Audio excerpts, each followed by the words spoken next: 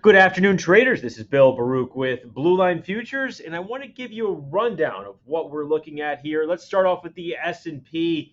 Now, obviously, good move off the lows on Friday. Got some follow through. We took out those overnight highs from early this morning, 39.55. We got out above there, and the important thing is that was also the overnight high from Friday morning. It was also some of the highs. That's Friday morning there, as well as the highs here from Thursday, early Thursday, and then late Thursday, the failure. So getting out and holding out above this level, also lining with Wednesday's breakdown, is extremely important here and showing some stability.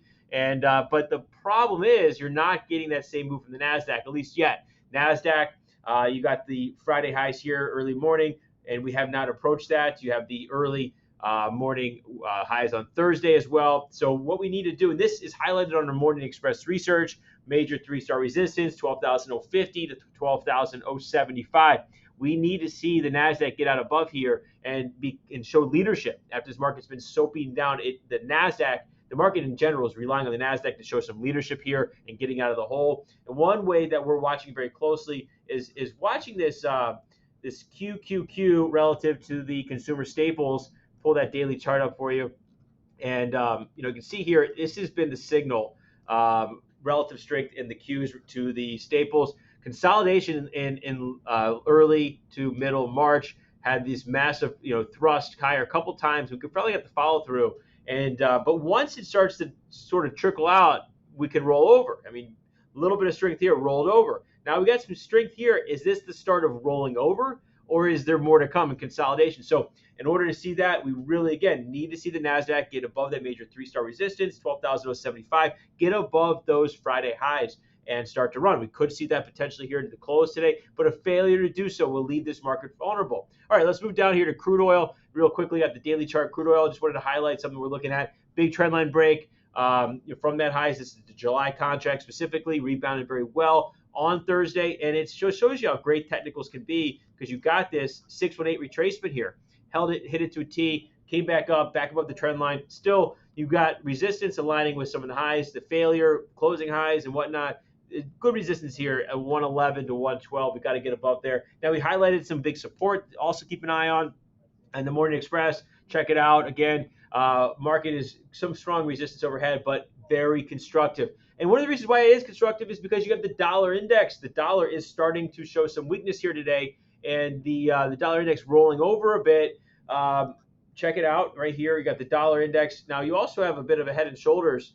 I thought I had it on this chart, but you have a little head and shoulders pattern here. You see this roll over. Well, there you go, one there, and you got one right here, and obviously the head is developed as well, and you can see this move right there is something that is potentially a head and shoulders top building. Now, we have some support, obviously 382. 382 retracement, staying above there, keeps the uptrend intact. Going below there could show that it's losing the momentum and more of a consolidation is ahead. I'm less concerned about this 382 and more watching this one here in the entire year.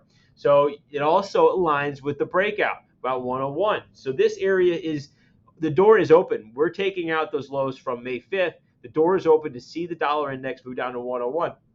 I really do think that there's some potential to roll over here, and it's boosting commodities. It's keeping crude oil holding in. Now you also have gold with that little bit of a head and shoulders, inverse head and shoulders bottom that developed over the recent week. So you have the gold doing that right there, shake out everybody and move, and then start to move up. Now we have some resistance, 1855, 1858. Gold right there is regaining what was a breakout point previously in that. That's a big level. It was support on the way down. It's resistance now on the way up. I want to highlight copper too. Very similar, very nice inverse head and shoulders in copper. Watching that, we obviously really like the CME launching micro coppers. It can help you build a position and then kind of sit with it and trade out of a core. So what I'm doing at the micro coppers, it's financially settled, so the volume is not extremely important. Obviously, you want to be sure that you're in something that you can sell or get out of. But the financially settled, you're not getting locked into something. Prices, are moving pretty rapidly. You got a 382 retracement, copper up at 440. One thing to keep in mind, though, is you got this double top area here. That brings it right to today's high, 434. So some good resistance. If you did buy copper and build a position out of that, you want to make sure you're capitalizing on something. But we remain bullish on copper, especially with China opening up. Big thing there. Silver. Silver's another one here, similar 382. I can show you the shorter term chart, but here it is in the daily. Room is for silver to run here. You want to see silver get 22.75, but man, there's a lot of resistance, a lot of red days. Very ugly move down in silver. This is nice. It's encouraging to see a bottom, but today, losing direction. We got above 22. We have some resistance above there, highlighted in the Morning Express. Got above 22 and failed. So not a whole lot of direction there, although it is nice to see. And very good value region in silver, just historically speaking, $20. Obviously psychological. You have some of the breaks and highs aligning with that. So some good support it's coming out of, but losing direction here clearly on the session. Another one is the 10-year. Beautiful inverse head and shoulders here, the 10-year. Can we see yields come in? Can we get a nice little rally here in the 10-year? Talking about 382s, a nice 382 retracement here on the 10-year would give you some good room back up to 121 in 1.75 or so. So that's been right aligned with that breakout area, breakdown area. So very nice to see that. And that got yields down to a low of 277. I think it was 277 on Thursday. And we're kind of basing a little bit, consolidating a little bit there. So, but obviously these are some lines I have here historically going way back. It shows some resistance at 3%. So again, going back to it, we're watching the S&P closely. Good little bit of talk about silver in direction, S&P in direction as well. Can this bounce get legs? Thank you for watching us. You can find us at BlueLineFutures.com. Check out our YouTube as well. YouTube channel, Blue Line Futures. We'd love to hear from you. Check us out and hit us up. Talk to you soon.